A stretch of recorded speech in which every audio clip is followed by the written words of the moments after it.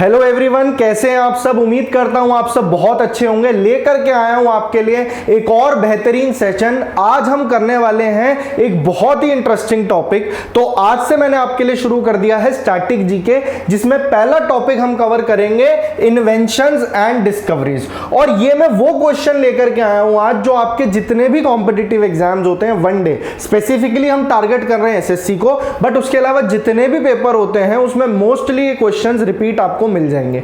ठीक है ना। तो कम टाइम में बहुत ही इंपॉर्टेंट इंफॉर्मेशन आज आपको मिलने वाली है।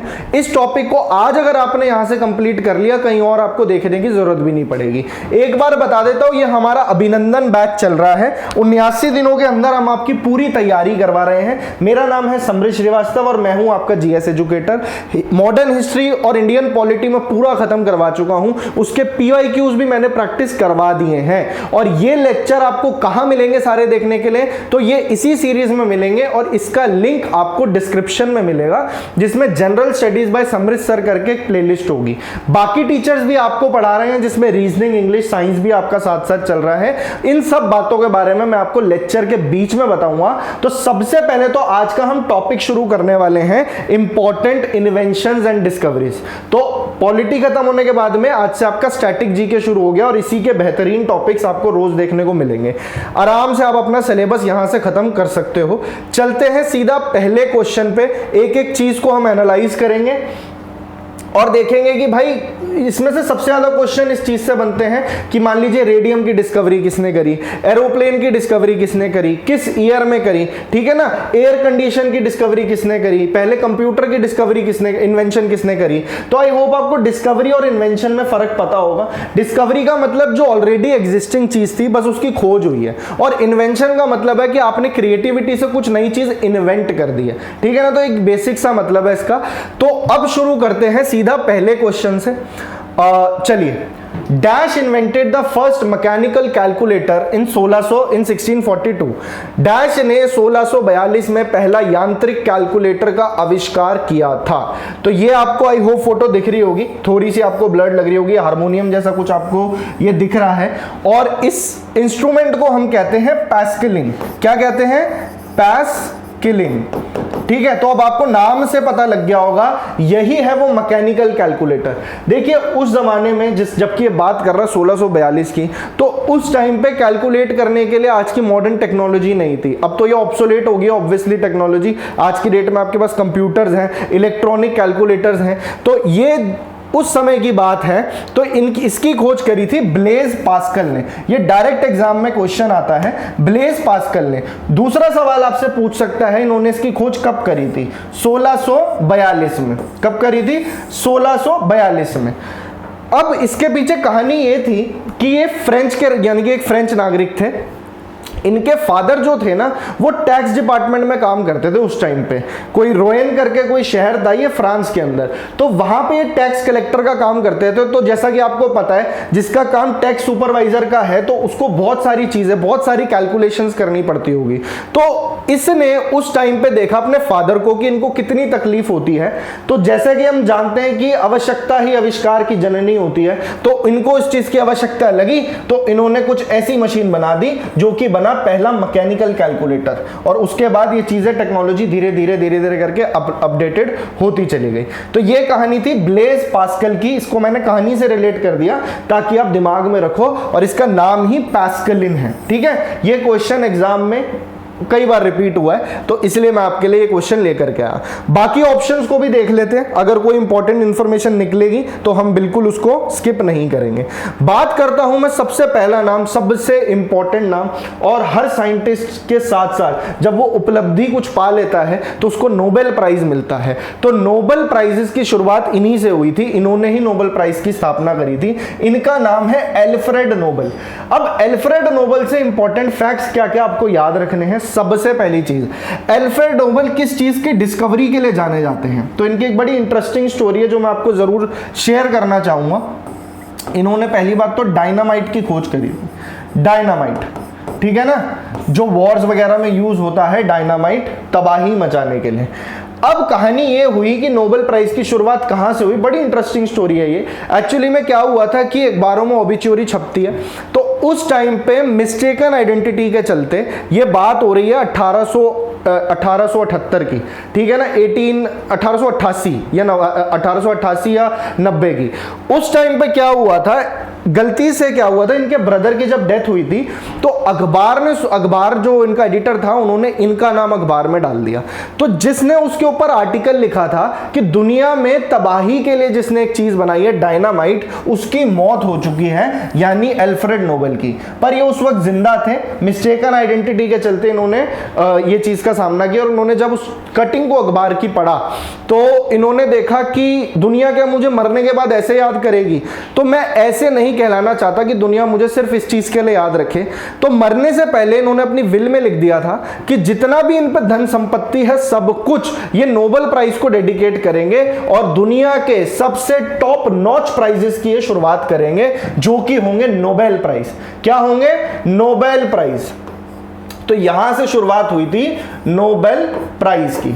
इनकी डेथ हुई थी 1896 में और सबसे पहले नोबेल प्राइज दिए गए थे कब? 1901 के अंदर, 1901 के अंदर। तो ये आपको ध्यान रखना है। तो आपसे अगर पूछा जाए डायनामाइट की खोज किसने करी, तो भी आंसर अल्फ्रेड नोबेल हो जाएगा। नोबेल प्राइजेस की शुरुआत इन्हीं के नाम पे करी गई थी, तो नोबेल प्राइज की शुरुआत 1901 में करी गई। और क्या क्वेश्चन पूछ सकता है एग्जामिनर? तो हम क्या करते हैं, जैसा आपने अगर मेरे पहले लेक्चर्स देखे हैं, हम क्वेश्चंस के अंदर से जितनी इंफॉर्मेशन एक्सट्रैक्ट हो सकती है हम कर लेते हैं, ताकि एग्जामिनर कुछ भी चाहे तो इससे बाहर ना पूछ पाए। ठीक है, तो बात कर रहा हूं मैं नोबेल प्राइजेस की। अब नोबेल प्राइजेस से आपको एक आध चीज जो मैं आपको इसके बारे में अगर मैं पूरी हिस्ट्री बताने बैठूंगा तो बहुत लंबा हो जाएगा ये लेक्चर, पर इंपॉर्टेंट चीज है कि इसकी शुरुआत कब हुई। तो 1901 एक आप ध्यान रखेंगे इनके नाम पे हुई, और 1901 में शुरू हुई। तो कितनी फील्ड में दिया जाता है? तो शुरू में ये 5 फील्ड में दिया जाता था। किस किस में? फिजिक्स, ठीक है, केमिस्ट्री, फिजियोलॉजी और मेडिसिन के अंदर, उसके अलावा लिटरेचर है, और पीस, नोबेल पीस प्राइज जैसा आपको पता है ये खुद स्वीडन के थे। ठीक है, तो इसलिए ज्यादातर प्राइजेस जो होते हैं वो स्टॉकहोम में दिए जाते हैं। तो इसमें से अगर मैं 4 प्राइजेस की बात करूं, ये 4, तो इनको दिया जाता है स्टॉकहोम में। ये क्वेश्चन भी पेपर में बन सकता है। कहां पे दिया जाता है? स्टॉकहोम। ये कहां पे है? स्वीडन में, स्वीडन में। किस डेट को ये अवार्ड्स जो हैं दिए जाते हैं? वो जो अवार्ड सेरेमनी होती है वो होती है 10 दिसंबर को हर साल। क्यों होती है? क्योंकि इस दिन अल्फ्रेड नोबेल की डेथ हुई थी। ठीक है, अब चीजें आपको इंटर रिलेट हो पा रही होंगी। इस दिन इनकी डेथ हुई थी, इसलिए इस दिन नोबेल प्राइज अनाउंस होते हैं। मतलब अनाउंस तो पहले हो जाते हैं पर मिलते इस दिन है। तो स्वीडन के अंदर ये सेरेमनी होती है। और खाली ये वाला जो प्राइज है, पीस प्राइज, ये नॉर्वे के अंदर ओस्लो में दिया जाता है। ओस्लो में, नॉर्वे। तो ये कुछ एक्सेप्शंस हैं जहां से क्वेश्चन आपके पेपर में बन सकता है। अब बाद में अगर पूछे कि इसमें से कौन सी फील्ड है, जब इनिशियली नोबेल प्राइजेस शुरू हुए थे तो वो इसका हिस्सा नहीं था, तो वो था इकोनॉमिक्स का। इकोनॉमिक्स का जो नोबेल प्राइज है वो पहली बार 1969 में दिया गया था। 68 में इसकी अनाउंसमेंट हुई थी स्वेरिजेस रिक्सबैंक नाम से। ठीक है, ये एक बैंक था जिसने शुरू किया था, स्वेरिजेस रिक्सबैंक प्राइज। तो यही माना जाता है इकोनॉमिक्स का नोबेल प्राइज, जो 1968-69 में पहली बार दिया गया था। ठीक है, तो अब आपको चीजें दिमाग से स्लिप नहीं होंगी। जो जो इंपॉर्टेंट इंफॉर्मेशन थी वो मैंने आपको बता दी है। हमने जान लिया ब्लेज पास्कल के बारे में। अगर आपने मेरे पुराने लेक्चर्स देखे हैं तो मैं सबकी पीडीएफ आपको एक साथ आगे जाके टेलीग्राम में प्रोवाइड कर दूंगा। नहीं देखे हैं वो लेक्चर्स तो प्लेलिस्ट को जरूर देख लेना। पॉलिटी बेहतरीन तरीके से हमने खत्म करा, आज के बाद आपको कोई डाउट नहीं आएगा उसमें, एंड इंक्लूडिंग मॉडर्न हिस्ट्री। अब जो टॉपिक्स रह गए हम उसको कवर करेंगे। 70 से 80 क्लासेस टोटल है, उसमें आपको पूरा सिलेबस वाइंड अप हो जाएगा। आपको कहीं और कुछ पढ़ने की जरूरत नहीं पड़ेगी, इस बात की गारंटी है। रोज शाम को 6 बजे क्लास आती है। Alfred Nobel done, Blaise Pascal done. ठीक है, अब इसको मिटा देते हैं हम। अलेक्जेंड्रो वोल्टा, तो इससे आपको सिर्फ एक चीज याद रखनी है, क्या कि ये आविष्कारक माने जाते हैं किसके? इलेक्ट्रिक बैटरी के, इलेक्ट्रिक बैटरी के। ठीक है, कि केमिकल से भी बैटरी बनाई जाती है और वो सारी चीजें, इलेक्ट्रिक बैटरी। और साथ ही इन्होंने मीथेन की भी डिस्कवरी करी थी। मीथेन की भी डिस्कवरी करी थी। तो ये दो चीजें आप याद रख सकते हो, एग्जामिनर क्वेश्चन पूछ सकता है। Charles Darwin, very important book, origin of species, origin of species, ये बुक पूछ सकता है किसने लिखी है, चार्ल्स डार्विन ने। ठीक है, इन्होंने ही क्या दिए थी, थ्योरी ऑफ एवोल्यूशन, तो एवोल्यूशन की थ्योरी दी थी। ठीक है, थ्योरी ऑफ एवोल्यूशन की, ह्यूमन रेस कैसे इवॉल्व हुई है। और ओरिजिन ऑफ स्पीशीज की अगर आपसे पूछ ले कि ईयर कौन सा है, तो 1850 में बुक पब्लिश हुई थी। ठीक है ना, तो हमने चारों ऑप्शंस को अच्छे से देख लिया। अब देखते हैं एग्जामिनर और क्या पूछ सकता है। ये बहुत रिपीटेड सवाल था इसलिए मैंने इसको डाला है। अगला क्वेश्चन, ये भी कई बार एग्जाम में आपको देखने को मिला होगा किसी ना किसी पेपर में, एफकेट हो, सीडीएस हो, रेलवे हो, एसएससी हो, वहीं के क्वेश्चन है। Who invented the first modern electrical air conditioning unit?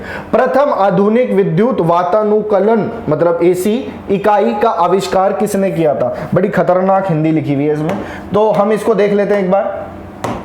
ठीक है जी, तो बात कर रहा है, देखिए ये वो पिक है, वो पिक्चर है, ये पहली एयर कंडीशनिंग यूनिट की, और ये जो इनके साथ खड़े हुए हैं इनका नाम है विलिस कैरियर। क्या नाम है इनका? विलिस हैविलैंड कैरियर, इनका पूरा नाम ये है। क्या नाम है, एक बार लिख लेते हैं, विलिस हैविलैंड कैरियर। जो आप आज की डेट में एसी की हवा खा पाते हैं तो वो इन्हीं की देन है, विलिस कैरियर की। और इन्होंने इसकी जो ये पहली modern electrical air conditioning unit, जो सबसे पहली यूनिट बनाई थी, देखिए कितनी बड़ी मशीन है ये देख रहे हो। तो ये कब की बात है, ये ईयर आपसे जरूर पूछ सकता है, तो आपका जवाब हो जाएगा 1902 में। पर पहला वर्किंग एयर कंडीशन जो बन के तैयार हुआ था वो इन्हीं की कंपनी ने किया था 1933 में। कब किया था? 1933 में। ठीक है ना, तो ये बात इससे आपको याद रखनी है। कुछ फैक्ट्स ऐसे होते हैं जो डायरेक्टली आपको याद कर लेने हैं, पेपर में एज इट इज पूछ लेगा। चलिए, और क्या इसमें इंपॉर्टेंट दिख रहा है, एक मुझे नाम दिख रहा है कार्ल बेंज, तो ये एक इंपॉर्टेंट है, कार्ल बेंज। बेंज से आप समझ सकते हो कि इन्होंने पहली मोटर कार का पेटेंट इन्होंने ही करवाया था। मोटर कार की इन्वेंशन के लिए इन्हें जाना जाता है 1885 के अंदर। ठीक है, तो पहली मोटर कार का पेटेंट इन्होंने करवाया था। बेंज, मर्सिडीज बेंज से आप याद रख सकते हो, तो मोटर कार का रिलेशन डायरेक्ट कार्ल बेंज से है। डायरेक्ट पेपर क्वेश्चन में आता है एज इट इज, आप इससे नंबर ले जाओगे। ठीक है जी, चले आगे। काफी इंपॉर्टेंट क्वेश्चन है, बहुत एग्जाम्स में रिपीट हुआ है, और ये बात आपको पता होनी चाहिए कि इससे रिलेटेड जो जो इंफॉर्मेशन हम देखेंगे। Dash invented the world's first atomic bomb for USA. Dash ने अमेरिका के लिए दुनिया के पहले परमाणु बम का आविष्कार किया।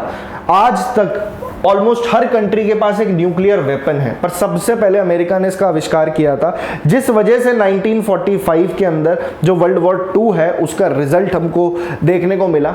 इतनी तबाही मची थी कि एटॉम बम है वो बनाना भी मजबूरी थी इनकी। अब वो क्या मजबूरी थी, देखिए ये पिक आपको दिख रही है, ये हिरोशिमा की है, और दो बॉम्ब थे, लिटिल बॉय और फैट मैन। कितने मासूम से नाम लग रहे हैं देखने में। तो ये लिटिल बॉय की तबाही आप देख सकते हो, ये पूरा मशरूम जैसा बादल बन जाता है, एटॉमिक फ्यूजन पे ये चलता है जो प्रोसेस है। तो इसके बारे में पूछ रहा है किसने इन्वेंट किया था, तो इसके पीछे भी एक बड़ी अच्छी स्टोरी है।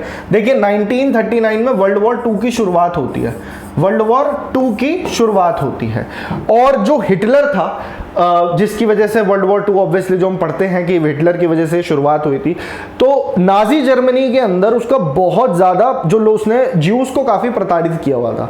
उसी टाइम पे एल्बर्ट आइंस्टाइन जो थे वो अपने आप को एस्केप करके, वो एक उनकी बड़ी अलग और बहुत इंटरेस्टिंग स्टोरी है कि किस तरीके से वो एस्केप करे तो थ्रू जर्मनी से फिर वो यूएसए आ गए फाइनली। तो उस वक्त उन्होंने एक लेटर लिखा था यूएस के प्रेसिडेंट रूजवेल्ट को कि अगर आपने अब कोई एक्शन नहीं लिया तो थोड़े टाइम के अंदर जर्मनी एक न्यूक्लियर बॉम्ब बना लेगी। एटम बॉम्ब के ऊपर वो लोग काम कर रहे हैं, और आप इमेजिन कीजिए अगर वो लोग पहले एटम बॉम्ब बना लेते तो आज का जियोपॉलिटिक्स, आज का एनवायरनमेंट, आज का प्रेजेंट आपका क्या होता। ठीक है ना, तो ये इसलिए अमेरिका ने एक मैनहट्टन प्रोजेक्ट लॉन्च किया। कौन सा प्रोजेक्ट, ये नाम आपको याद रखना है, मैनहट्टन प्रोजेक्ट। ठीक है, इस प्रोजेक्ट का मकसद यही था कि आपको एटम बॉम्ब बनाना है, और इसको अभी वो दिमाग में नहीं था कि इसको यूज करना पड़ेगा या नहीं पड़ेगा, पर अपनी सुप्रीमेसी बनाने के लिए मैनहट्टन प्रोजेक्ट का लॉन्च होता है 1942 में। फाइनली ये लोग कामयाब होते हैं। तो मैनहट्टन प्रोजेक्ट का जो इंचार्ज होता है उसका नाम होता है Robert Oppenheimer, Julius Robert Oppenheimer. तो ये नाम आपको बाय हार्ट याद रखना है, इसलिए इन्हीं को फादर ऑफ एटम बॉम्ब या फिर इन्हें यही माने जाते हैं आविष्कारक एटम बॉम्ब के। ठीक है, तो ये नाम, ये क्वेश्चन का हो गया आंसर। और फाइनली फिर बॉम्ब को यूज किया गया 1945 के अंदर। ये तबाही आप अपने आप सामने देख सकते हो, 2,10,000 लोग तो कुल मिला के मारे गए थे इन दोनों शहरों में। और जापान ने फिर उसके बाद में अपना सरेंडर कर दिया था अमेरिका के आगे, और उधर रशियंस ने इन्वेड कर दिया था जर्मनी को, जो रेड आर्मी थी उनकी। तो इस तरीके से वर्ल्ड वॉर 2 का अंत हुआ। तो ये थी पूरी कहानी। तो जूलियस रॉबर्ट ओपेनहाइमर आपको ध्यान रखना है। ये दो नाम भी न्यूक्लियर टेक्नोलॉजी से काफी ज्यादा रिलेटेड है, ये आपको याद रखना है। क्या क्या है? तो ऑटो हैन जो है, ये कलर आपको नहीं दिख रहा होगा, ये ले लेते हैं। तो जो ऑटो हैन है, इन्होंने डिस्कवरी करी थी न्यूक्लियर फिजन की, न्यूक्लियर फिजन की। ठीक है, तो आपसे पूछ रहे न्यूक्लियर फिजन की डिस्कवरी किसने करी थी? तो दैट वाज ऑटो हैन। और एनरिको फर्मी ने पहला इन्वेंट किया था क्या? Nuclear reactor. जो आज की डेट में आप न्यूक्लियर एनर्जी देखते हैं दुनिया में कितने चीजों के लिए यूज होती है, तो न्यूक्लियर रिएक्टर की शुरुआत जो है यहां से हुई थी, एनरिको फर्मी से। तो ये तीनों फैक्ट्स आपके लिए अपने आप में बहुत ज़्यादा इंपॉर्टेंट है, कुछ भी पूछा जा सकता है आपसे एग्जाम में। ठीक है ना, चलिए आगे बढ़ाते हैं। अगर लेक्चर अच्छा लग रहा है तो उसको लाइक करके सबसे पहले शेयर जरूर कर देना, और चैनल को सब्सक्राइब कर लीजिए अगर ऐसी वीडियोस आपको रोज देखनी है। अब रेगुलर बेसिस पे टॉपिक्स आपको देखने को मिलेंगे शाम को 6 बजे। आज जैसे आया है ये इन्वेंशन डिस्कवरीज, कल हम अवार्ड्स लेंगे इंपॉर्टेंट। तो मतलब ये वो क्वेश्चंस हैं जो पेपर में बार बार आते हैं। आपके डैम्स हो गए, रिवर्स हो गए, डेज हो गए, national park, wild life sanctuaries, dance, festival, temples, तो ये सारे टॉपिक आपको इस सीरीज में देखने को मिलेंगे, और सब्जेक्ट्स भी आपके सारे कवर हो रहे हैं। Who invented airplane? हवाई जहाज का आविष्कार किसने किया था? बच्चे को पता है, स्कूल में मेरे ख्याल 2nd 3rd में ही बता देते हैं ये चीज। तो इसका नाम है राइट ब्रदर्स। राइट ब्रदर्स ये 2 भाई थे, इनके नाम आपको ध्यान रखने, क्योंकि एक एग्जाम में पूछ रखा था इनके नामों के बारे में। एक थे ऑरविल राइट और एक थे विल्बर राइट। ये नाम आपको ध्यान रखना है। ईयर बिल्कुल पूछ सकता है भाई, 1903। इसके अंदर पहले हवाई जहाज के आविष्कार राइट ब्रदर्स ने कर दिया था। तो ये एक फैक्ट है, एज इट इज, इसको याद रख लेना। ये 2 नाम आपके साथ जाएंगे एग्जाम के अंदर। अब बात करते हैं, बाकी ऑप्शंस भी देख लेते हैं। तो मेंडलीव एक बहुत ही इंपॉर्टेंट नाम है जो एग्जाम में पूछा जा सकता है। इनका पूरा नाम है दिमित्री मेंडलीव। डिमिट्री नाम से ही समझ में आ रहा है रशियन है। और Dmitri Mendeleev is known to be the father of periodic table, father of periodic table. ये पहले ऐसे इंसान थे जिन्होंने सारे एलिमेंट्स को उनके एटॉमिक मास के इंक्रीजिंग ऑर्डर में इन्होंने लाइन में लगाया था, और पीरियोडिक टेबल का कंसेप्ट इन्होंने ही दिया था। किस ईयर में दिया था? तो ये ईयर था 1869 का। ठीक है, तो ये फादर माने जाते हैं पीरियोडिक टेबल के। पर बाद में फिर इसको अरेंज किया गया, कई बार इसको अरेंज किया गया। पर जो आप आज की डेट में पीरियोडिक टेबल देखते हो, जिसके अंदर कुल मिला के कितने एलिमेंट्स हैं? अभी 118 या 119 एलिमेंट्स हैं। ठीक है, और ये वाले जो पीरियोडिक टेबल था, इसकी शुरुआत किसने करी थी? तो ये दिया था किसने? हेनरी मोजले ने। ये नाम, इसको आप हेनरी कर सकते हो। तो हेनरी मोजले 1913 के अंदर। तो ये 2 नाम पीरियोडिक टेबल से रिलेटेड है। पहली बार periodic table was given by Dmitri Mendeleev. ठीक है, और जे थॉमसन तो आपने कई बार सुना होगा, एग्जाम में बहुत बार रिपीट होता है क्वेश्चन। एटम के अंदर इलेक्ट्रॉन, प्रोटॉन, न्यूट्रॉन होते हैं। इलेक्ट्रॉन जो नेगेटिवली चार्ज पार्टिकल्स होते हैं, तो इलेक्ट्रॉन की खोज इन्होंने करी थी भाई साहब ने। इलेक्ट्रॉन की खोज करी थी 1906 के अंदर। ठीक है, ये ईयर बेशक याद मत रखना, पर कुछ के जो जरूरी है वो मैंने आपको बता दिया। ये ईयर आपको इतनी इस क्वेश्चन के लिए याद मत रखना। J Thomson is related two electron. ठीक है, तो हमने चारों ऑप्शंस को अच्छे से पढ़ लिया। यही क्वेश्चन एग्जाम में आते हैं आपके। तो ये स्टैटिक जीके का मतलब ही फैक्ट्स होता है, डायरेक्ट फैक्ट्स होता है। इसके पीछे कोई बेसिक कंसेप्ट नहीं होता इतना कि उसके अंदर आपको जाके आपका टाइम बहुत ज़्यादा, क्योंकि हम एक क्वेश्चन में अगर इतना टाइम लगाएंगे तो फिर, क्योंकि इसमें क्वांटिटी पूछी जाती है, एग्जामिनर कुछ भी पूछ सकता है आपसे। और ये वही पैटर्न है जिस बेसिस पे आपसे सवाल बनते हैं। Blood groups were first discovered by, one of the favourite questions of SSC, रक्त समूहों की खोज सर्वप्रथम किसके द्वारा की गई थी? ब्लड ग्रुप्स, ब्लड अलग अलग टाइप के होते हैं, तो ये पहली बार खोज किसने करी थी? 3 तरह के ब्लड ग्रुप इन्होंने खोजे थे, ए, बी और ओ। बाद में काफी रेयरली फाइंड आउट होने वाला जो ब्लड ग्रुप था ए बी या RH फैक्टर वाला, तो वो बाद में खोज हुई थी। तो ABO ब्लड ग्रुप की खोज किसने करी थी? ये पहली बात, ये ईयर ध्यान रखना, 1900 में हुई थी। किसने करी थी? तो इनका नाम था Karl Landsteiner. Karl Landsteiner, very very very important question, कई बार एग्जाम में बनता है। तो जो कार्ल लैंडस्टीनर थे, इनको काफी लेट अपनी लाइफ में नोबेल प्राइज मिला था। 1930 में जाके इस चीज के लिए इन्हें नोबेल प्राइज मिला था, फिजियोलॉजी और मेडिसिन के लिए। इससे एक क्वेश्चन और याद रखना, ब्लड ग्रुप की खोज हुई है तो एक होता है आपका वर्ल्ड ब्लड डोनर डे। कौन सा होता है? World blood donor day. अब आपसे पूछेगा कब बनाया जाता है, तो इनके बर्थडे पे ये बनाया जाता है। इनकी बर्थ एनिवर्सरी थी जून 14, हर साल जून 14 को वर्ल्ड ब्लड डोनर डे मनाया जाता है इंटरनेशनल लेवल पे। ठीक है जी, इतना क्लियर है? आई होप इतना आपको क्लियर होगा। चलिए आगे बढ़ाते हैं कहानी को, और बाकी नाम भी इंपॉर्टेंट लग रहे हैं तो देख लेते हैं एक बार। जैसे रॉबर्ट कोच हैं, रॉबर्ट कोच जो थे इन्होंने काफी बड़ी खोज करी थी 1882 के अंदर। इन्होंने माइकोबैक्टीरियम ट्यूबरकुलोसिस, यानी जो टीबी एक बैक्टीरियल इन्फेक्शन है जिससे लंग्स काफी हद तक आपके डैमेज हो सकते हैं, तो टीबी का जो बैक्टीरिया था माइकोबैक्टीरियम, बैसिलस माइकोबैक्टीरियम करके उसका नाम है, तो इसकी खोज जो है ये रॉबर्ट कोच ने करी थी। ठीक है ना, तो ये काफी बड़ी एक डिस्कवरी थी और उसके बाद में इनको नोबेल प्राइज भी दिया गया। साथ ही इनको इनके नाम से आप ये याद रख सकते हो कि वर्ल्ड टीबी डे। अब वर्ल्ड टीबी डे कब बनाया जाता है? इनकी बर्थ एनिवर्सरी पे बनाया जाता है, जैसे हमने पहले याद किया उसका ब्लड डोनर डे, एक वर्ल्ड टीबी डे भी याद रखना, और ये आ जाएगा 24 मार्च। ठीक है, और मैं अगली 1, 2 या 3 क्लासेस में जब डेज वाला चैप्टर लेके आऊंगा तो वहां पे भी ये रिवीजन आपका हो जाएगा, तो वहां भी हम रिवाइज करेंगे, जो जो चीजें याद कर सकते हो कर लीजिए। और ये नाम है पॉल एहरलिच। ठीक है, इनका नाम है। ये किस चीज से रिलेटेड है? फादर ऑफ कीमोथेरेपी माने जाते हैं। कैंसर के ट्रीटमेंट के लिए कीमोथेरेपी दी जाती है। ठीक है, तो कीमोथेरेपी की शुरुआत इन्होंने करी थी। Antonie van Leeuwenhoek, very very very very important. अब इसमें से क्या इंपॉर्टेंट है? इसमें से इंपॉर्टेंट ये है भाई, कोई बढ़िया कलर नहीं मिल रहा है, चलिए ये ले लेते हैं। ठीक है, तो एंटोनी वैन ल्यूवेनहॉक की अगर मैं बात करूं तो इन्हें फादर ऑफ माइक्रोबायोलॉजी कहा जाता है। क्यों कहा जाता है इनको? क्योंकि 1674 के अंदर एक पॉन्ड में, ये भी पूछ लेता है, पॉन्ड के अंदर इन्होंने पहला प्रोटोजोआ और फिर बैक्टीरिया, यानी बैक्टीरिया को इन्होंने एक सिंगल लेंस माइक्रोस्कोप में इन्होंने ऑब्जर्व किया था, इन्होंने खोज करी थी। किसकी? बैक्टीरिया की। ठीक है, इसलिए इन्हें कहा क्या जाता है? Father of microbiology. इसको मैं हटा देता हूं, ये नाम आपको याद रखना है किसका? एंटोनियो वैन ल्यूवेनहॉक का, फादर ऑफ माइक्रोबायोलॉजी। इस लेक्चर को अगर आपको स्लो लगे तो इसको तेज करके देख लेना, तेज लगे तो स्लो करके देख लेना, लगे कि आपको स्क्रीनशॉट लेना तो ले लेना, आगे जाके आप वैसे आपको PDF मिल जाएगा। ये चीज़ें आपको साथ साथ ही याद हो जाएंगी अगर 2 बार वैसे ही आपने रिपीटेड देख लिया तो। ठीक है ना, और यही क्वेश्चन आते हैं रिपीटेड, यही पूछे जाते हैं बार बार।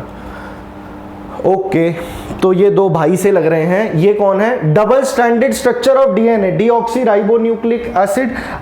ठीक है, आपका जो DNA है उसकी जो डबल हेलिकल मॉडल है, DNA के डबल स्ट्रैंडेड संरचना का वर्णन सबसे पहली बार निम्नलिखित में से किसने किया था? कुछ ऐसा सा डायग्राम होता है, डबल हेलिकल मॉडल होता है, ये ऐसा घुमा हुआ सा DNA का, तो ये किसने दिया था? डायरेक्टली याद रख लो, वॉटसन और क्रिक ने दिया था।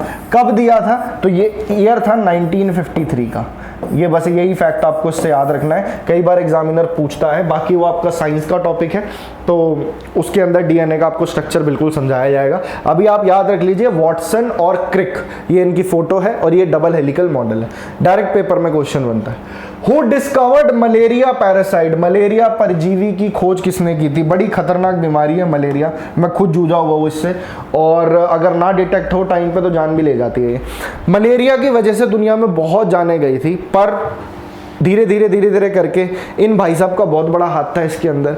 ये एक फ्रेंच आर्मी के अंदर डॉक्टर थे, फ्रेंच आर्मी में डॉक्टर थे, ठीक है। और इन्होंने कब खोज करी थी, किस चीज की खोज करी थी, पहले ये समझ लीजिए।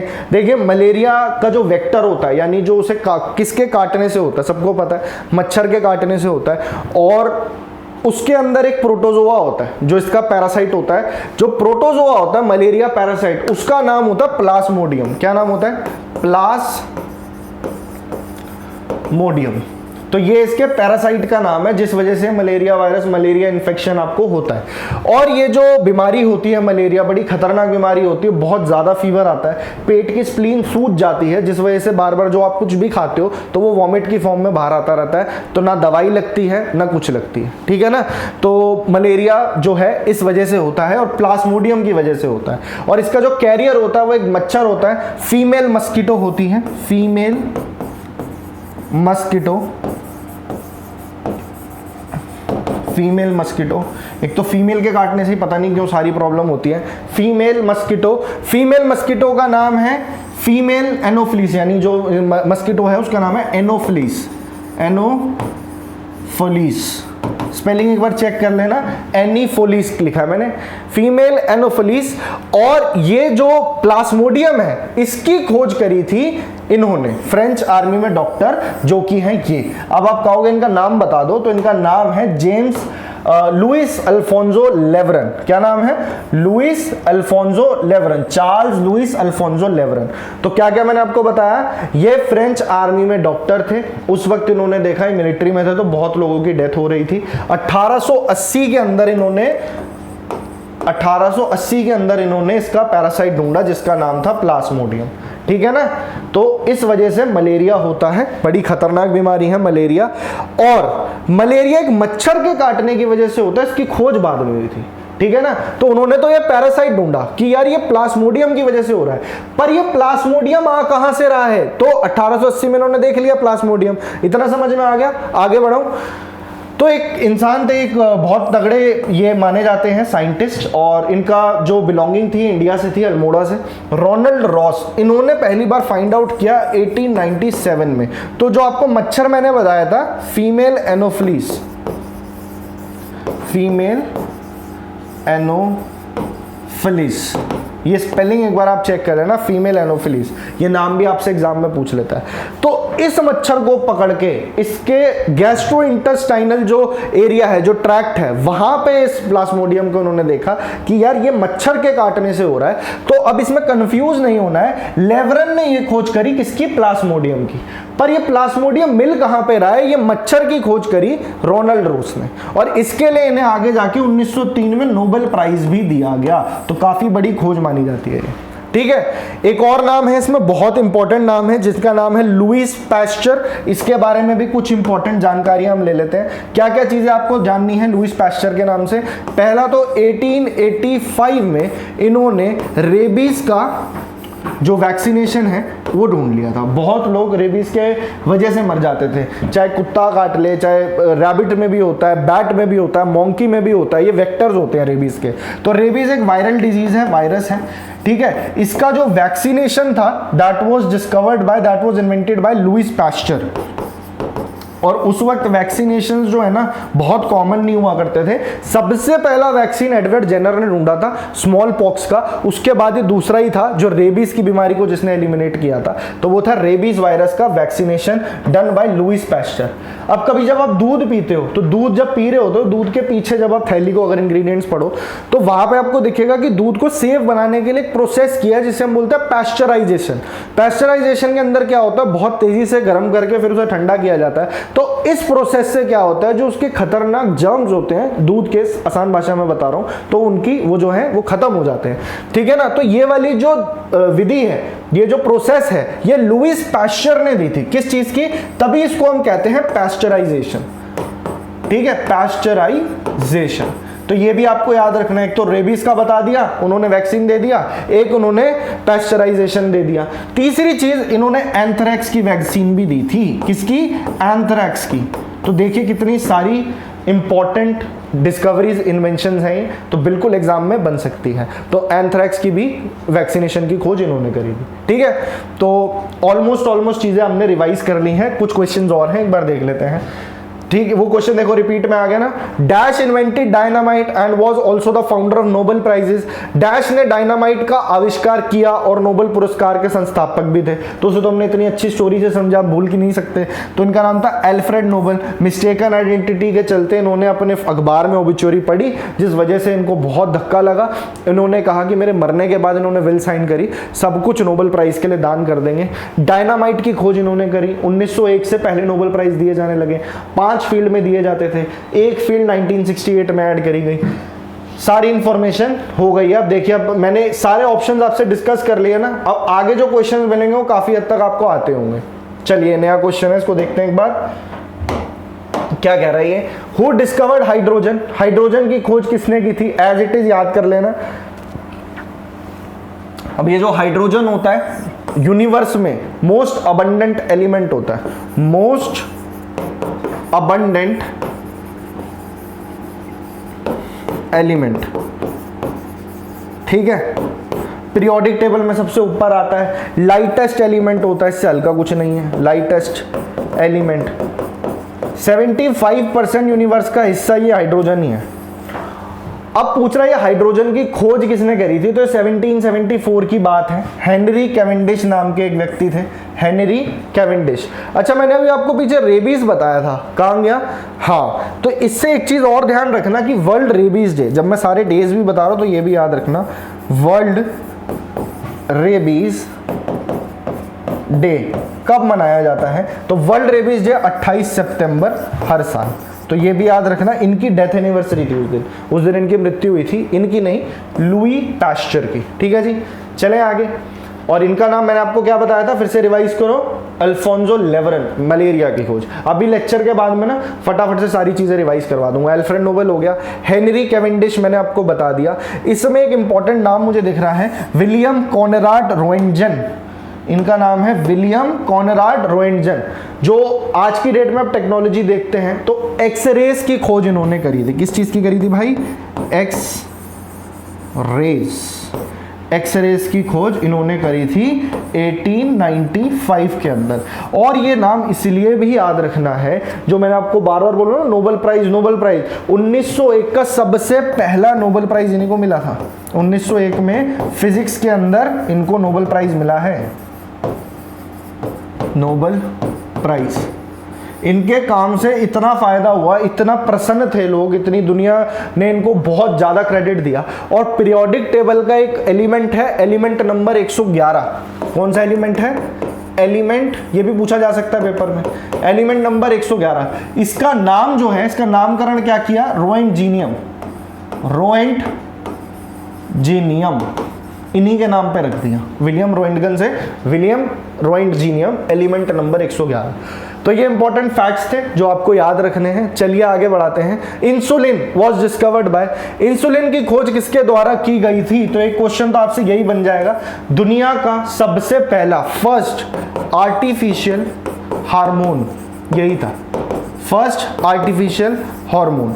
आपकी बॉडी में अलग अलग टाइप के हार्मोन रिलीज होते हैं, किसी की कमी पड़ जाए, हर हार्मोन का अपना अपना यूज होता है। अब इंसुलिन एक हार्मोन है जो कहां से निकलता है? जो कि पैनक्रियास के बीटा सेल से निकलता है। पैनक्रियास के इजलेट्स होते हैं 4, तो उसके अंदर पैनक्रियास के जो बीटा सेल्स होते हैं, बीटा सेल्स, वहां से ये सिक्रीट होता है। इंसुलिन का बेसिक काम ये होता है, जो आपके ब्लड के अंदर एक्स्ट्रा ग्लूकोज लेवल है, ठीक है ना, मतलब ये शुगर को कंट्रोल रखता है। क्या होता है ना, जब आपके ब्लड में ग्लूकोज बढ़ता है तो लिवर क्या करता है, उस ग्लूकोज को, जो एक्स्ट्रा ग्लूकोज है, कुछ उसकी क्वांटिटी 100 mg/dl होती है, तो जो वो मान लीजिए 120-140 पहुंच गया, तो अगर जो एक्स्ट्रा क्वांटिटी है उसको भी तो पचाना है ना शरीर को, तो लिवर क्या करता है, उस एक्स्ट्रा ग्लूकोज को उठा के ग्लाइकोजन में बदल देता है। पर लिवर ये बात कहता है, जब मैं काम करूंगा ग्लाइकोजन में बदलूंगा, ग्लाइकोजन इजीली डाइजेस्ट हो जाएगा, पर ग्लाइकोजन में बदलने के लिए मुझे एक चीज की आवश्यकता है, वो है इंसुलिन हार्मोन। अब इसीलिए क्या होता है कि जब ब्लड के अंदर ज्यादा ग्लूकोज पड़ा रहता है, वो धीरे धीरे शुगर की शेप ले लेता है। अब शुगर जो एक्स्ट्रा ग्लूकोज है उसको बदलने के लिए क्या चाहिए, इंसुलिन चाहिए लिवर को, है ना। तो जब इंसुलिन की शॉर्टेज होती है, जब शुगर की बीमारी होती है, तो इंसुलिन की जरूरत पड़ती है, तो आर्टिफिशियल हार्मोन बनाया गया, एक्सटर्नली भी इंसुलिन को इंजेक्ट किया जाता है।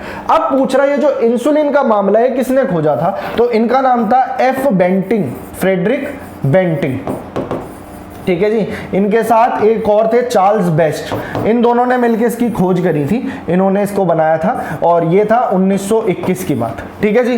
तो ये बात आपको याद रखनी है। बाकी नाम आपने सुने हुए, एडवर्ड जेनर बहुत बहुत इंपॉर्टेंट है भाई, इनका नाम नहीं छोड़ सकते। आई होप इतना आपको समझ में आ गया होगा। तो ये कहानी थी इंसुलिन की, फटाफट से देख लेते ताकि लेक्चर लंबा ना हो जाए, कुछ ही क्वेश्चंस बचे हुए हैं, आपका कंप्लीट हो जाएगा आज ये वाला टॉपिक। कल फिर एक और बेहतरीन टॉपिक के साथ आएंगे। एडवर्ड जेनर, इनको क्या कहा जाता है, एग्जामिनर बिल्कुल ये क्वेश्चन कई बार बना है पेपर में, इनको कहते हैं फादर ऑफ इम्यूनोलॉजी।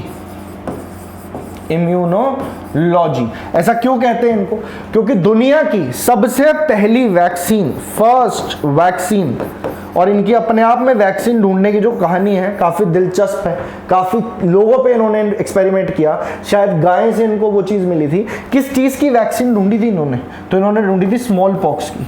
ये पेपर में सवाल जरूर आएगा, स्मॉल पॉक्स सबसे पहली वैक्सीन इन्होंने ढूंढी थी, कब ढूंढी थी, ये क्वेश्चन भी इंपॉर्टेंट है भाई। तो ये कहानी है 1796 की, ठीक है ना। तो ये थे एडवर्ड जेनर, ये आपको याद रखना है।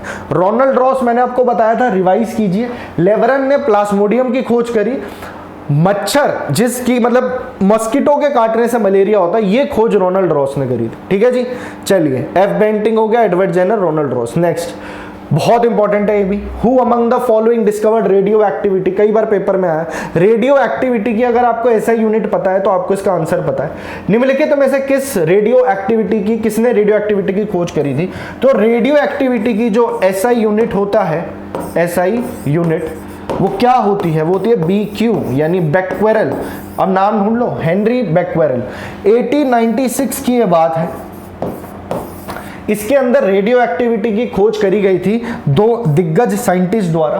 कौन कौन थे, एक तो हेनरी बैक्वेरल थे, इनका साथ दिया था मैरी क्यूरी ने। तो Marie Curie and Henri Becquerel, they both are credited with this work. तो ये दोनों ने किया था, जिसके लिए इनको 1903 के अंदर फिजिक्स के अंदर नोबेल प्राइज मिला था, फिजिक्स का नोबेल मिला था, फिजिक्स नोबेल। अब मैरी क्यूरी जो है, ये नाम काफी फेमस है। मैरी क्यूरी एक लौती, तो इनकी फैमिली में टोटल 5 नोबेल प्राइज होल्डर थे। इनके हस्बैंड भी एक बहुत ही बढ़िया साइंटिस्ट थे, और मैरी क्यूरी जो थी एक लौती ऐसी थी जिन्हें कि दो अलग फील्ड में 2 बार नोबेल प्राइज मिला। एक तो मिल गया 1903 में अलॉन्ग विद हेनरी बैक्वेरल, ठीक है, और एक इनको मिला कब, एक इनको मिला 1911 के अंदर। 1911 में किस चीज के लिए मिला इनको, एक मिनट, हाँ, तो 1911 में किस चीज के लिए मिला, 1911 में इनको मिला केमिस्ट्री के अंदर। केमिस्ट्री में किस चीज की खोज करी थी इन्होंने, एक रेडियो एक्टिव एलिमेंट है, एक तो रेडियम एंड पोलोनियम, इसकी खोज के लिए इनको 1911 में केमिस्ट्री का नोबेल प्राइज मिला। ये क्वेश्चन भी पेपर में आता है। रेडियम की खोज किसने करी, मैरी क्यूरी ने करी, और हेनरी बैक्वेरल ने करी रेडियो एक्टिविटी की। ऐसा यूनिट ऑफ रेडियो एक्टिविटी बेक्वेरेल। ठीक है, विल्हेम रोएंटजेन हम ऑलरेडी पढ़ चुके हैं, सबसे पहला नोबेल प्राइज फिजिक्स में इनको मिला, इन्होंने एक्सरेज की खोज करी थी। बैक्टीरिया की खोज अभी मैंने आपको बताया, निम्नलिखित में से किसने बैक्टीरिया की खोज करी थी? Antonie van Leeuwenhoek 1674, pond water protozoa bacteria की खोज, father of microbiology single lens microscope से, फादर ऑफ माइक्रोबायोलॉजी। अब आप पूरे लेक्चर को जब आप समराइज करोगे, अभी मैं समराइज करवा दूंगा आपके लिए, तो आपको समझ में आएगा बहुत ज़्यादा नहीं है ये, एक टॉपिक को हम आराम से 40-45 मिनट में ही हमने कवर कर लिया, और ये काफ़ी बड़ा टॉपिक है, पर इसमें से क्वेश्चन आने के चांसेस बहुत ज़्यादा होते हैं। Robert Hooke was the first person who discovered cell, functional unit of life, 1665। ठीक है, एक माइक्रोस्कोप के अंदर, किसके अंदर? कॉर्क यानी वुडन बार्क जो होती है, कॉर्क के अंदर से इन्होंने पहली बार सेल को ऑब्जर्व किया था 1665 में रॉबर्ट हुक ने। लुईस पैस्चर के बारे में हम पढ़ चुके हैं, एंथ्रैक्स की वैक्सीन, रेबीज की वैक्सीन और पेस्चराइजेशन का मेथड। हु डिस्कवर्ड ऑक्सीजन, तो बहुत डायरेक्ट इसका आंसर आपको याद रखना है, तो अब हमें सबके आंसर पता है। Edward Jenner, father of immunology, smallpox vaccine इन्होंने खोज करी, किसकी? Smallpox. अभी मैंने आपको बताया फ्रेडरिक बेंटिंग 1921 के अंदर इन्होंने खोज करी थी, किसकी? इंसुलिन की इन्वेंशन करी थी इन्होंने, पहला artificial hormone. Henry Cavendish, hydrogen. ठीक है, बच गए जोसेफ प्रिस्टले, तो यही इसका आंसर है, जोसेफ प्रिस्टले ने ऑक्सीजन की खोज करी थी। ठीक है, ये आपको ध्यान रखना है। नेक्स्ट पे आ जाते हैं, पोलियो की वैक्सीनेशन, निम्नलिखित में से किस वैज्ञानिक ने पोलियो के पहले टीके की खोज करी थी? बहुत खतरनाक वायरस है, वायरल है तो ये पोलियो, और पोलियो की जो पहली वैक्सीन है वो उसका क्रेडिट जाता है जॉनस एडवर्ड सॉल्क को। ये नाम ही आपसे पूछा जाता है, एज इट इज याद कर लेना। Gregor Mendel, father of genetics. Dmitry Mendeleev, father of periodic table, बताया था ना। Priestly associated with oxygen. देख रहे हो, सब कुछ हमने ऑलमोस्ट रिवाइज कर लिया। एक शायद ये लास्ट क्वेश्चन होगा, लास्ट या इससे पहले, अभी रिवाइज करवाऊंगा सारे, टेंशन मत लो। हु डिस्कवर्ड पेनिसिलिन, पेनिसिलिन की खोज किसने की थी? ये दुनिया का सबसे पहला एंटीबायोटिक था, एंटीबायोटिक। इसकी खोज हुई 1928 में, इसके लिए इन्हें 1945 में नोबेल प्राइज दिया गया। कौन है ये? तो बहुत फेमस है, अलेक्जेंडर फ्लेमिंग। ठीक है, आज का ये लेक्चर बहुत ज़्यादा फैक्ट से भरा हुआ है, क्योंकि अब क्वेश्चन इस तरीके के आते हैं। स्टैटिक का पोर्शन आप समझ सकते हो, एसएससी उठा लो या कोई पेपर उठा लो, सीएचएसएल, एमटीएस, सीपीओ, रेलवे, सब में आप देखते हो स्टैटिक बहुत ज़्यादा पूछा जाता है। Robert Koch, tuberculosis, world TB day 24 March. Robert Hooke 1665, cell की discovery. Edward Jenner, father of immunology, smallpox की वैक्सीन। ठीक है, रेडियो एक्टिव एलिमेंट रेडियम और पोलोनियम दोनों की खोज Marie Curie 1911 chemistry Nobel prize, और दूसरा 1903 हेनरी बेक्वेरेल के साथ रेडियो एक्टिविटी के लिए। समझ गए? और एक्सरे की खोज William Conrad Roentgen 1901 first Nobel prize winner, X ray की खोज। ठीक है जी। और जे थॉमसन, मैंने आपको बताया था इलेक्ट्रॉन की खोज उन्होंने करी थी, किसकी करी थी? इलेक्ट्रॉन की। अब आपसे प्रोटॉन भी पूछ सकता है, ये मैंने आपको नहीं बताया अभी तक। तो प्रोटॉन की खोज किसने करी थी? एक तो ये बताना है आपको, और न्यूट्रॉन की किसने करी थी? तीन चीजें होती है ना, तो ये थे रदरफोर्ड, अर्नेस्ट रदरफोर्ड। ठीक है, और एक रह गए आपके न्यूट्रॉन। तो न्यूट्रॉन की खोज किसने करी थी भाई? न्यूट्रॉन आपने ध्यान रखना है, जेम्स चैडविक,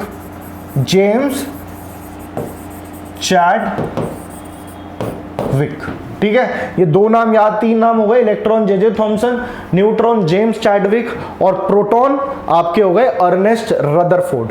ठीक है जी। चलिए, ये आज के क्वेश्चंस थे, पर हम एक बार फटाफट से रिवाइज करेंगे विद इन 2 to 5 मिनट्स हम पूरा लेक्चर मैं आपको रिवाइज करवा देता हूँ। चलिए देखते हैं एक चीज फटाफट से।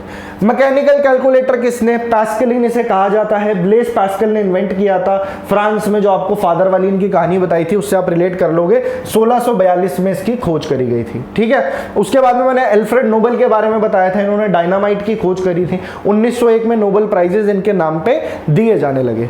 अलेक्जेंड्रो वोल्टा ने इलेक्ट्रिक बैटरी की इन्होंने खोज करी थी, साथ ही मीथेन की इलेक्ट्रिक बैटरी की इन्वेंशन करी थी, मीथेन की खोज करी थी, ठीक है जी।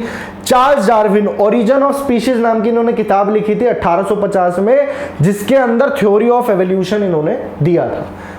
अब आप अगर इसी चीज को आप ध्यान से सुन लेते हो ना, आपका पूरा लेक्चर रिवाइज हो जाएगा और क्वेश्चन अगर इस टॉपिक से आता है तो यहीं से कहीं से फंसेगा।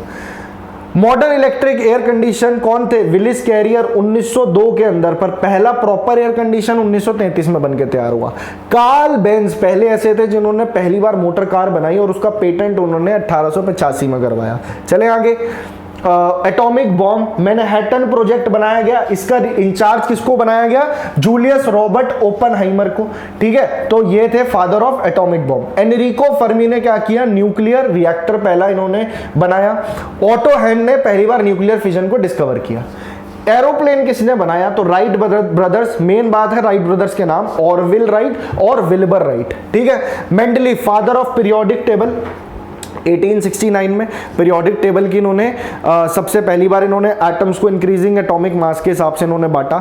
उस वक्त 63 एलिमेंट हुआ करते थे, आज की डेट में 119 एलिमेंट है। तो जो मॉडर्न डे पीरियोडिक टेबल आप देखते हो उसको ऑर्गेनाइज किया था हेनरी मोजले ने 1913 के अंदर। जे थॉमसन किससे रिलेटेड है भाई? इलेक्ट्रॉन की खोज से। साथ ही रिवाइज करो, इलेक्ट्रॉन के साथ जे थॉमसन, प्रोटॉन के साथ रदरफोर्ड और न्यूट्रॉन के साथ जेम्स चैडविक, ठीक है। ब्लड ग्रुप, जिसने मेरा पूरा लेक्चर देखा है वो इन बातों से पूरा रिलेट कर पा रहा होगा क्योंकि पूरा लेक्चर मैंने आपको करा दिया है। Blood group, world blood donor day 14 जून, किसका बर्थडे? कार्ल लैंडस्टीनर का। 1900 में इसकी खोज करी थी, ए, बी और ओ ब्लड ग्रुप की। रॉबर्ट कोच सबसे पहला प्रोटोजोआ और बैक्टीरिया इन्होंने ऑब्जर्व किया था पॉन्ड वाटर में सिंगल लेंस माइक्रोस्कोप के थ्रू। पॉल एहरलिच इनका नाम है, कीमोथेरेपी की इन्होंने खोज करी थी। Antonie van Leeuwenhoek father of microbiology, इधर कंफ्यूजन हो गया ना, मेरे से भी हो गया। देखो फादर ऑफ माइक्रोबायोलॉजी जो थे इन्होंने खोज करी थी बैक्टीरिया की, प्रोटोजोआ की। और जहां तक बात है इनकी रॉबर्ट कोच की, तो उन्होंने ट्यूबरकुलोसिस के बैक्टीरिया की खोज करी थी। क्या नाम था उसका? Mycobacterium tuberculosis. और इसके लिए वर्ल्ड टीबी डे बनाया जाता है 24 मार्च को। तो रॉबर्ट कोच टीबी से रिलेटेड है, ठीक है जी। चलें आगे। इतना भी आपने लेक्चर सुन लिया, दिमाग में चीजें बैठ जाएंगी। डीएनए का डबल हेलिकल मॉडल वॉटसन और क्रिक ने किया था, ठीक है, 1953 में। पैरासाइट, मलेरिया पैरासाइट मच्छर में, फीमेल एनोफिलीज में प्लाज्मोडियम नाम का किसने खोज करी? लेवरन ने, ठीक है, अल्फोंसो लेवरन ने। और ये जो बीमारी है ये मच्छर के काटने की वजह से होती है, ये रोनाल्ड रॉस ने डिस्कवरी करी थी 1897 में। लुईस पैस्चर पैस्चराइजेशन की इन्होंने खोज करी। इन्होंने साथ ही वैक्सीन बनाई रेबीज की, इन्होंने साथ ही वैक्सीन बनाई एंथ्रैक्स की। चले आगे। डायनामाइट की खोज एल्फ्रेड नोबल, ये हम पढ़ चुके हैं। हाइड्रोजन दुनिया में यूनिवर्स में सबसे ज्यादा पाए जाने वाला एलिमेंट, हाइड्रोजन की खोज हेनरी कैवेंडिश ने करी थी। ऑक्सीजन की खोज प्रिस्टले ने करी थी, ठीक है। और डब्ल्यू.सी. रोएंटजन सबसे पहले व्यक्ति जिन्हें नोबेल प्राइज मिला 1901 में एक्सरे की खोज इन्होंने करी थी। चले आगे। इंसुलिन की खोज फ्रेडरिक बेंटिंग और बेस्ट ने। इंसुलिन शुगर को कंट्रोल करने में काम आता है, ये बात ध्यान रखेंगे। तो ये हो गया इसका answer. Edward Jenner father of immunology. दुनिया में स्मॉल पॉक्स से बहुत ज्यादा मौतें हो रही थी और स्मॉल पॉक्स की सबसे पहली वैक्सीन बनाई एडवर्ड जेनर ने। दुनिया की पहली वैक्सीन यही थी, ठीक है। Radioactivity, Henri Becquerel 1896 along with Marie Curie, they both got Nobel Prize in 1903। Marie Curie को दूसरा नोबेल प्राइज 1911 में केमिस्ट्री के अंदर, किस चीज के लिए? रेडियम और पोलोनियम की खोज के लिए। चले आगे। किसने डिस्कवर किया बैक्टीरिया को? तो एंटोनी वैन ल्यूवेनहॉक, ठीक है, ये नाम आपको याद रखना है। अभी बताया मैंने आपको, पॉन्ड वाटर में प्रोटोजोआ प्लस बैक्टीरिया। ऑक्सीजन की खोज प्रिस्टले ने। और polio vaccine Jonas Edward Salk ने करी। पेनिसिलिन पहला एंटीबायोटिक अलेक्जेंडर फ्लेमिंग 1928 में इन्होंने खोज करी। Radioactive element radium, Marie Curie, X ray, फिर से आ गया रोइंटन। तो ये था आपका आज का लेक्चर। फटाफट से हमने सारी चीजें रिवाइज कर रही। देखिए इतना टाइम तो लगता है, पर अब आपके दिमाग में मेरे साथ बोल बोल के डिस्कवरी इन्वेंशन बैठ गई होगी। 1 मिनट और रुक जाना, आपके काम की चीज बता रहा हूं बहुत ज्यादा, ठीक है। अगर ऐसे ही पूरा कोर्स निपटाना चाहते हो ना अपना, तो ये हमारा अभिनंदन बैच है, पहले तो ये सुन लीजिए, ठीक है। इसमें रोज शाम को क्लासेस 6 बजे से शुरू हो जाती है। मैं सबसे पहली क्लास लेता हूँ आपकी, रोज शाम को 6 बजे, फ्री ऑफ कॉस्ट लेक्चर्स हैं। चैनल को सब्सक्राइब करके नोटिफिकेशन ऑन कर लेना, तो आपको नोटिफिकेशन पता लग जाएगी। कल मेरी इसी तरीके से स्टैटिक जीके का एक और टॉपिक आएगा। मेरा नाम है समृद्ध श्रीवास्तव, तो मैं तो हो गया आपका जीके का टीचर, मैं आपको 6 बजे जीके पढ़ा रहा हूँ। बाद में आते हैं आपके साइंस पढ़ाने वाले, इनका नाम है अभिषेक सर। क्या नाम है भाई? अभिषेक सर। और इनकी क्लास रोजाना शाम को 7 बजे आ जाती है। बहुत बेहतरीन तरीके से आपको बायोलॉजी, फिजिक्स और केमिस्ट्री के मास्टर बना देंगे अब जो आपके आने वाले एग्जाम्स है। और ध्यान रखना, मात्र हम आपका इतना ही टाइम लेंगे, इतनी क्लासेस के अंदर आपका पूरा कोर्स खत्म हो जाएगा। अब ये हैं इंग्लिश वाले आपके, जो कि हैं कपिल सर। 8 बजे इनसे मिलना है, तो 8 बजे आपको आना है। ये हमारा अभिनंदन बैच के अंदर बेस्ट टीचर्स हम आपके लिए लेकर के आए हैं। और ये हैं आपके रोहित सर, जो आपको रीजनिंग के मास्टर बना देंगे। और इनकी क्लास 9 बजे आती है रोजाना, रेगुलर, ठीक है। तो अब आपको ये सारे लेक्चर्स देखने हैं, तो इन सब की एक प्लेलिस्ट बनी हुई है, इसी वीडियो के डिस्क्रिप्शन में जाना। शुरू में आपको थोड़ा देखने पे जनरल स्टडीज बाय समृद्ध सर पहली प्लेलिस्ट मिलेगी। मेरे सारे लेक्चर्स ओपन हो जाएंगे, जो मैंने आपको पॉलिटी हिस्ट्री कराया। चाहोगे तो 2 से 3 दिन में आराम से बैठ के वो पूरी प्लेलिस्ट खत्म कर सकते हो। पूरा जनरल अवेयरनेस वहाँ है, कंप्लीट कर जाओगे। और ऐसे ही बाकी सब टीचर्स की प्लेलिस्ट उसके नीचे बनी हुई है। अभी 30 to 35 लेक्चर्स आ चुके हैं। अभी ऑनगोइंग आपका ये प्रोजेक्ट चल रहा है, रेगुलर आप जुड़ सकते हो। सिर्फ एसएससी के लिए ही नहीं, और भी जितने अन्य एग्जाम्स होते हैं, चाहे एफकेट ले लो, सीडीएस ले लो, सीपीएफ ले लो, या फिर आप रेलवे का एग्जाम ले लो, सीएचएसएल ले लो, एमटीएस ले लो, कोई भी पेपर यार आराम से कंप्लीट कर सकते हो। चलिए फिर मिलता हूँ मैं आपसे कल, तब तक के लिए thank you so much and keep learning. Thank you.